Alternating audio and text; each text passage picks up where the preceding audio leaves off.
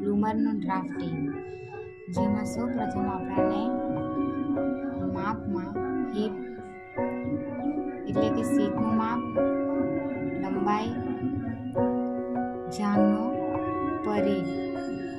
સૌપ્રથમ આપણે ડ્રાફ્ટિંગ માટેની સૂચના જોઈશું, જેમાં પહેલા લંબચોરસ ABCD દોરી દેવું.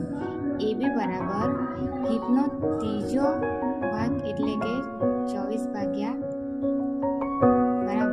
ઇંચ પ્લસ 2 ઇંચ માર્જિન લઈશું. AB બરાબર આપણને મળી જશે અહીંયા 10 ઇંચ.